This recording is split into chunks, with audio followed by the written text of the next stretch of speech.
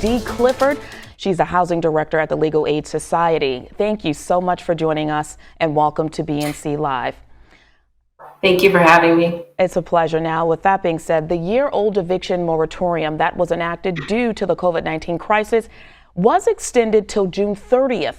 Now, how can this potentially impact Black and brown communities still struggling from the economic fallout from the pandemic? Oh, thank you for that question. It can impact Black and brown communities very strongly. The numbers show that Black and brown people are the people who are facing eviction the most, and it's actually a huge crisis right now. In addition to the federal moratorium, states have their own moratoriums. New York actually has a moratorium that's set to expire May 1st. There's currently a bill that we're hoping that it passes and that the governor signs into law very quickly so that the New York moratorium can be extended as well. And more than 1 in 7 renters, this is according to a new study, are behind on their rent. Now, although Congress has enacted billions of dollars to distribute to help those struggling right now, what exactly can someone who is in the midst of possibly being evicted, what can they do? Because as you mentioned, it varies state to state in terms of policies. It does. So right now we're waiting on the Office of Temporary Disability Assistance to implement legislation so that people can start the application process for the rent relief bill that was recently enacted into law. So the money is there, but we need people that are responsible to hurry up and pass this. Now, when you say hurry up and pass this, I mean, if I'm facing an eviction, I mean, where do I turn to right now? Are there any national organizations that are available in each state that folks can reach out to for assistance? So in New York, we're fortunate enough to have the right to counsel. So if you are facing eviction, you are guaranteed representation by an attorney from Legal Aid or another legal services provider. So you will get a lawyer in New York specifically. And we know that in some states across the country, landlords are filing lawsuits that basically say that the eviction moratorium is unconstitutional and that the CDC has overstepped their boundaries by implementing that eviction ban. What are your thoughts? I mean, the landlords are going to say what the landlords are going to say, and that's a frivolous position to take, and the law does stand. And the eviction moratorium is not only needed, but it's necessarily to keep people home in their houses.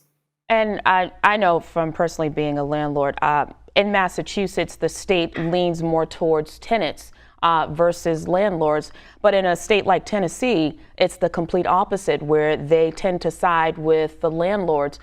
What do you say to someone who is struggling and may not have legal resources to reach out to someone? Is there something that the federal government can do on a whole to protect people during this difficult time?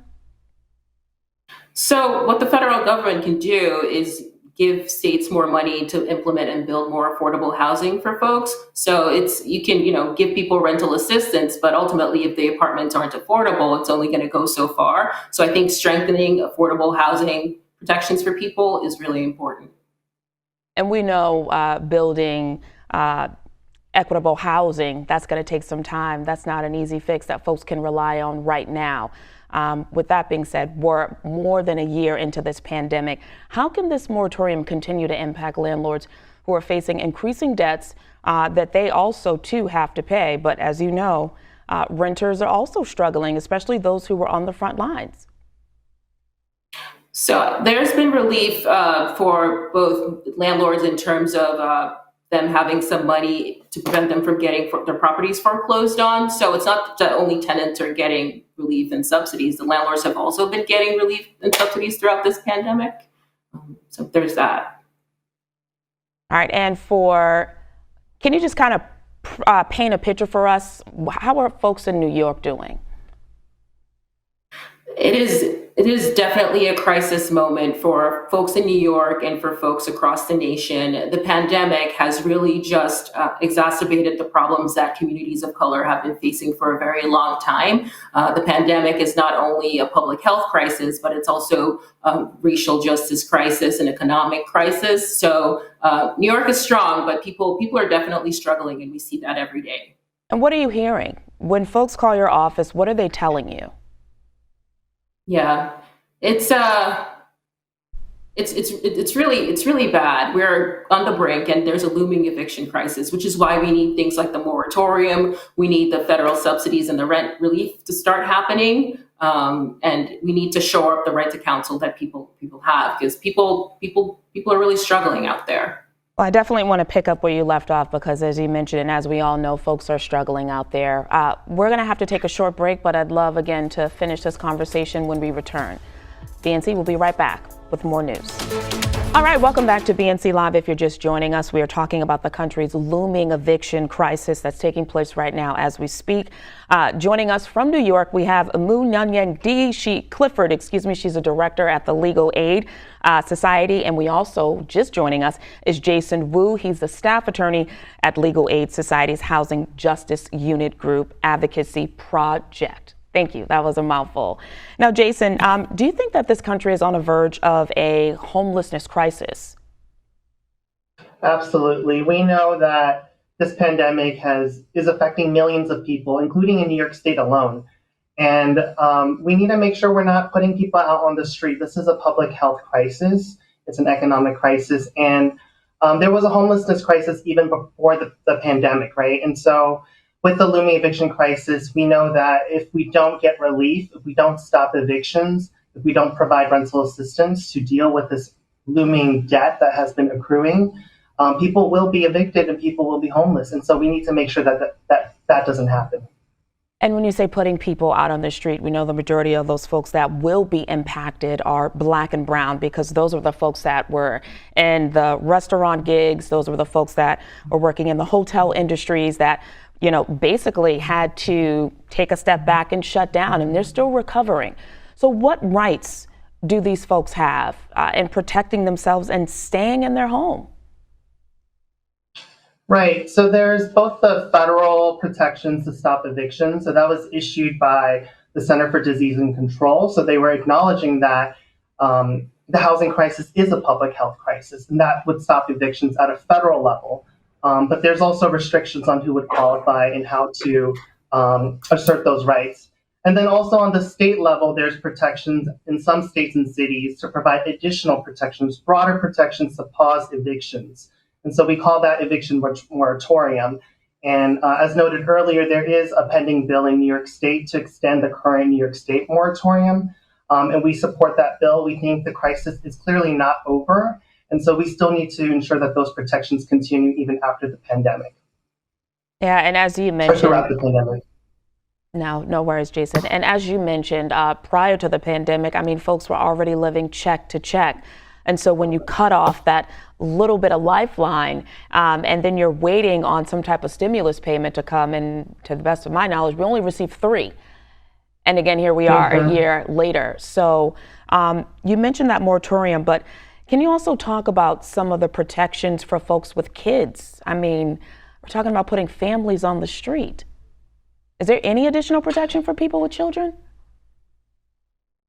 Well, in New York State, or New York City, there is a right to shelter, and so, the thing is, we don't want to get to that point, right, where we're pushing people from their homes and placing them in the street or in the shelter system, which is already overcrowded. And we know that in the shelter system, it's extremely disruptive for families. It affects children, their schooling, access to the internet and technology. And so there's huge issues once people are pushed out into the shelter system. And so we want to make sure that doesn't happen. We have to take preventative measures. The other thing that we want to make sure is that people are able to get the rental assistance. So the federal government has distributed money to the states. And so the question then becomes, how quickly can we get that money and that direct relief into the hands of tenants and to small landlords who need that income, and also to make sure that we can stop the evictions and not just pause it. Got it. And speaking of pausing, Moon, what resources can you give to some of our viewers who may be watching and know someone who is struggling right now? So, as Jason was just talking about, there are some protections for tenants in New York. New York is one of the cities that does have the right to counsel. So I think tenants can reach out specifically to the Legal Aid Society, just Google us. And we have a lot of resources available on our website, including Know Your Rights materials and things like that. So just reach out to your local legal services or legal aid office, and we would be able to set you up and provide you with further assistance. And I guess this question is for either of you. What state are we seeing an uptick in evictions right now? So I think we're seeing sorry. Ladies Go first. ahead. I was just going to say, I think we're seeing an uptick in eviction across the nation. You know, it's not necessarily relegated to any particular state. And the pandemic has just made the issues just more poignant for people of color as far as like losing employment and things like that, which ultimately will result in, homelessness unless, we get the relief and the aid that we've been talking about here. Got it. Well, I want to thank you both for joining us on BNC Live, and we look forward to following up with you in regards to this moratorium being possibly expanded because, the economy is coming back slowly, but that doesn't mean the jobs that people once had are welcoming them back, especially as they struggle to try to gain some normalcy as well. So thank you for your insight. Thank you.